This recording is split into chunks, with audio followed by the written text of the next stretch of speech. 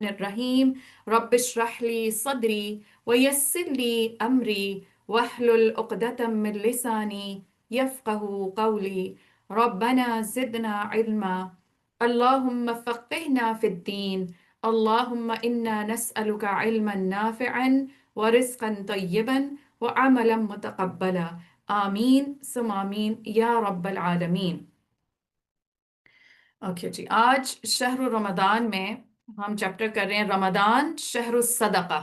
ٹھیک ہے، جہاں پہ اور بہت ساری چیزوں کی نیکیوں کی اپرچونٹی اس مہینے میں ہمیں ملتی ہے۔ اس میں ایک اور نیکی جس کی طرف خاص توجہ کرنے کی ضرورت ہے وہ کیا ہے؟ صدقہ۔ اور الحمدللہ اب تک ہم نے جتنا قرآن پڑھا اور جتنے صدقات کے بارے میں ہم نے فائدے پڑھے، خاص طور پہ یہ کہ یہ اللہ کا قرب دینے والی ہے، تو اس لیے اس مہینے میں جہاں پہ باقی نیکیوں کی طرف ہماری توجہ ہے، خاص طور پہ ہم نے اس نیکی پر بھی توجہ دینی ہے۔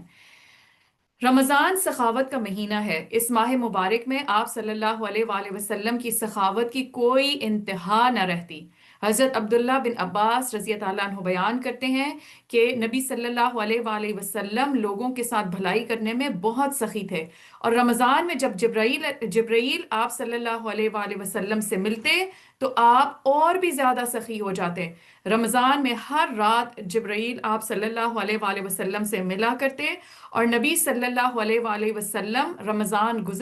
گزرنے تک انہیں قرآن سناتے۔ جب جبرائیل آپ صلی اللہ علیہ وآلہ وسلم سے ملتے تو آپ صلی اللہ علیہ وآلہ وسلم فیاضی میں تیز ہوا کی مانند ہو جاتے۔ یعنی آپ صلی اللہ علیہ وآلہ وسلم پورا سال ہی بہت خیر و بھلائی کرنے والے تھے لوگوں کے ساتھ، لیکن رمضان کا ایک اپنا خاص امپیکٹ ہوتا تھا۔ جبرائیل علیہ السلام کے ساتھ ہر رات کی جو ملاقات تھی اس کا ایک اپنا اثر تھا، اور آپ اس سخاوت میں ایک تیز آندھی کی طرح ہو جاتے تھے۔ اب آپ دیکھیں جو تیز آندھی ہے، جیسے اب یہاں پہ لکھا ہوا ہے کہ اس حدیث سے یہ بات سامنے آتی ہے کہ آپ صلی اللہ علیہ وآلہ وسلم رمضان میں باقی تمام سال کی نسبت زیادہ صدقہ و خیرات کرتے، اور اس صدقہ کا فائدہ ہر ایک کو پہنچتا، جس طرح تیز ہوا ہر جگہ پہنچ جاتی ہے۔ تو یہ فرق ہوتا ہے نا، جیسے ویسے تو سال میں انسان کچھ خاص جگہوں پہ کرتا ہے، لیکن رمضان میں جیسے آپ صلی اللہ علیہ وسلم کے بارے میں آتا ہے کہ تیز آندھی کی طرح، تو جب تیز آندھی آتی ہے اس کو امیجن کریں کیا ہوتا ہے کہ ہر جگہ کو ٹچ کر کے جاتی ہے، کوئی جگہ بچ نہیں سکتی، ہر جگہ پہ اس کے کچھ اثرات پہنچتے ہیں، کچھ نہ کچھ اس کا امپیکٹ آتا ہے، اور اگر کوئی بعد میں آئے تو اسے پتہ چلتا ہے کہ یہاں پہ آندھی گزری ہے رات کو، ہر چیز بتا رہی ہوتی ہے۔ تو آندھی کا یہ ہوتا ہے کہ اس کا اثر پھر ہر جگہ تک پہنچتا ہے۔ اسی طرح ہمیں بھی چاہیے کہ اس مہینے میں زیادہ سے زیادہ خرچ کریں، اور یاد رکھیں کہ صدقہ کرنے سے مال کم نہیں ہوتا، بلکہ اللہ تعالیٰ اس کا اجر کئی گنا زیادہ بڑھا دیتے ہیں۔ اور اب اس کے لیے اہل و عیال، رشتہ دار، فقراء، مساکین پر خرچ کرنے کے علاوہ نیکی کے دوسرے کاموں میں، جیسا کہ مسجد کی تعمیر اور ترقی میں، مسافر خانوں کے قیام اور بہتری میں، کنوؤں کی کھدائی اور پینے کے پانی کا انتظام بھی کرنا چاہیے۔ اسی طرح دین کی تعلیم و تبلیغ اور اس راہ میں نکلے ہوئے طالب علموں کے تعلیمی اخراجات پر خرچ کرنا بھی بہترین صدقہ جاریہ کا کام ہے، کیونکہ فی سبیل اللہ خرچ کیے جانے والے مال کو اللہ تعالیٰ اپنے ذمہ قرض شمار کرتے ہیں۔ کتنا بڑا آنر ہے نا یہ! اللہ سبحانہ تعالیٰ نے ہی تو ہمیں یہ سارا مال دیا ہوا ہے، دیا بھی اسی نے، پھر ہمیں ہی کتنی بڑی موٹیویشن ملتی ہے جب اللہ سبحانہ تعالیٰ ہم سے کہتے ہیں کہ ہم اس پیسے کو خرچ کریں، اور پھر وہ اس کو اللہ تعالیٰ اپنے ذمہ قرض کہتے ہیں۔ تو اگر اللہ نے قرض لیا ہو تو اللہ کتنی بہترین ادائیگی کرے گا۔ اور یہ خاص طور پہ جو دین کی تعلیم و تربیت، اور جیسے یہاں پہ بات ہوئی کہ طالب علموں کو اسپانسر کرنا، ٹھیک ہے، آپ دیکھیے کتنا بڑا صدقہ جاریہ کا کام ہے۔ آج ہم میں سے ہر شخص اپنے بارے میں سوچے کہ آج میں قرآن سے جڑی ہوں، الحمدللہ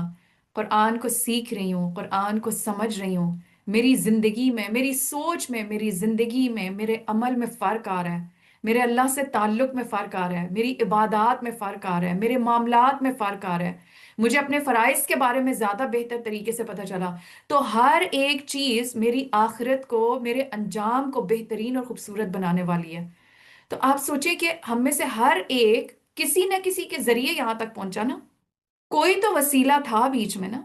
کہ آج ہمارے لیے یہ علم آسان ہوا۔ اور پھر یہ سوچیں جو بھی وسیلہ تھا، میں آج جو بھی نیکی کر رہی ہوں اس کا حصہ وہاں پہ بھی جا رہا ہے،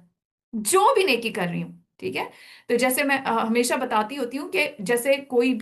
اسٹوڈنٹ ہے، اگر بعض دفعہ ہوتا ہے نا کہ ہمارا بہت دل چاہتا ہے کہ ہم بھی دین کا علم سیکھیں، ہم بھی آگے اسی طرح لوگوں کے لیے اس کو آسان کریں، ہم بھی اس کام کو اپنے لیے صدقہ جاریہ بنا سکیں، لیکن بعض دفعہ وہ حالات نہیں ہوتے، تو اس میں بھی دل ہار کے چھوٹا کر کے نہ بیٹھ جائیں۔ دیکھیں اللہ تعالیٰ نے ہر انسان کے لیے اپرچونٹیز کھولی ہوئی ہیں، ٹھیک ہے؟ اس کا ایک بہترین طریقہ کیا ہے کہ جو اسٹوڈنٹس یہ علم حاصل کر رہے ہیں، آپ کسی ایک اسٹوڈنٹ کی ذمہ داری لے لیں، کسی ایک اسٹوڈنٹ کو سپانسر کر دیں، اور آپ دیکھیے کہ آپ نے صرف مالی تعاون کیا، لیکن اس اسٹوڈنٹ نے جو علم حاصل کیا اور اس نے آگے جہاں جہاں پہ بھی جتنی بھی زندگی میں اس علم کو پھیلایا، اس کے چراغ روشن کیے، پھر ان کی زندگیوں میں جتنی خیر آئی، پھر ان سے آگے جتنے پڑھانے والے نکلے، تو آپ نے تو صرف کنٹریبیوشن کی، لیکن وہ کنٹریبیوشن جب اخلاص نیت کے ساتھ ہوتی ہے تو اللہ اس کو کئی گنا بڑھاتا چلا جاتا ہے۔ اور آپ دیکھیں ہم ادھر بیٹھ کے اس کا اندازہ نہیں کر سکتے، کیونکہ ابھی میں کہوں اس کے بعد اس کے بعد اس کے بعد تو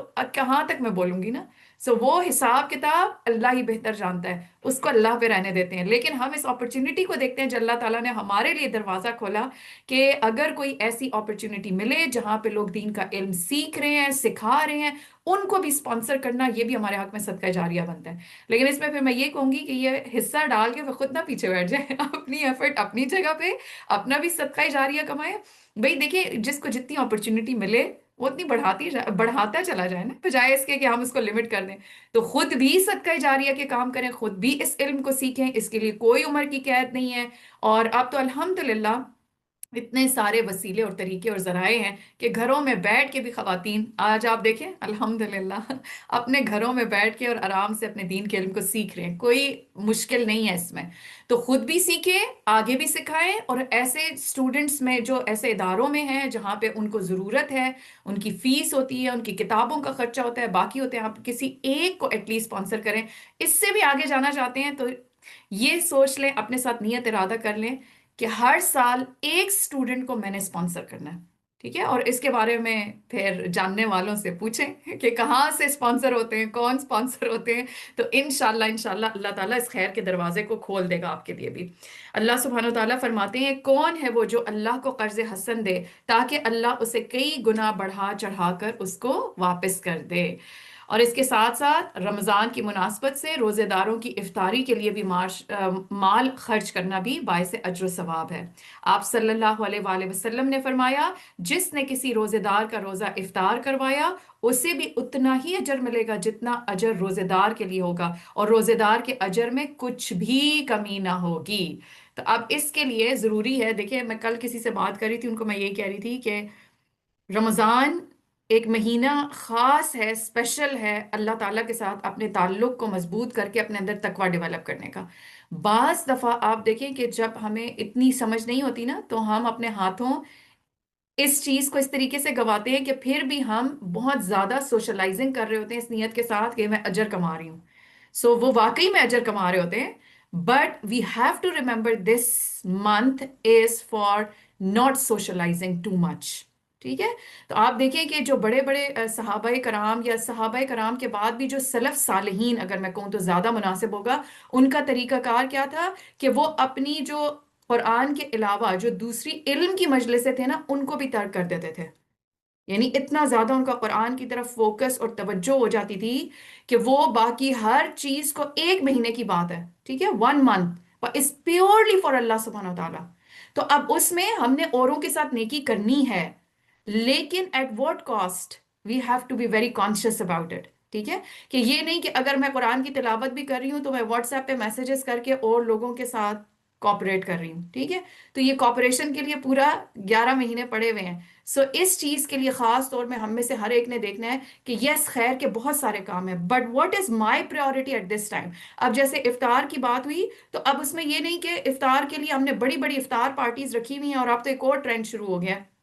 اور وہ سحر پارٹیز کا، سحری پارٹیز کا، اس میں بس اچھے کپڑوں کا شو آف ہے اور ہنسی مذاق، نمازیں جا رہی ہیں، قرآن کا کسی کو نہیں پتا، ذکر اذکار جا رہے ہیں، یہ بہت قیمتی لمحات ہیں۔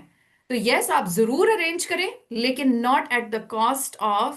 لوزنگ یور اون اجر و ثواب، ٹھیک ہے، not at the cost of losing these precious hours جو اللہ تعالیٰ نے خاص ہمیں دی ہیں اور ہمیں نہیں پتا کہ اگلے سال ہماری نصیب میں ہیں یا نہیں ہیں. سو اس لیے افطار آپ بنا کے بھی بھیج سکتے ہیں، اور اگر آپ بلائیں تو اس میں پھر پوری کوشش کریں کہ پھر اللہ کی یاد اور ذکر پھر غالب رہے. یہ نہیں کہ نمازیں بھی اس میں جا رہی ہیں اور پھر اتنے تھک ہار رہے ہیں کہ تراویحوں کے بغیر ہی سو رہے ہیں. تو پھر آپ دیکھیں کہ اس میں پھر ہمیں خود سمجھداری سے کام لینا ہوگا.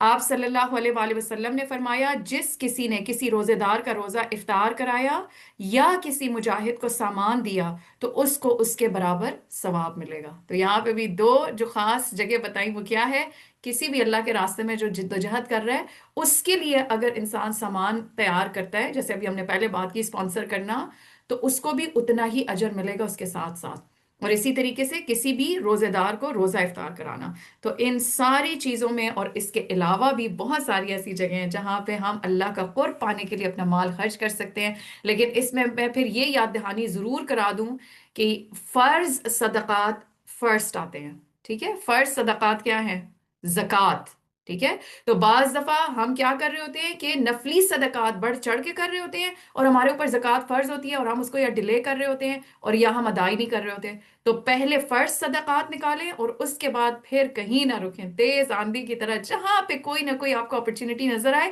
تو ضروری نہیں ہوتا کہ ہم کہیں کہ بہت زیادہ، لیکن ہر مد میں تھوڑا تھوڑا تھوڑا تھوڑا کچھ نہ کچھ ضرور خرچ کرتے چلے جائیں.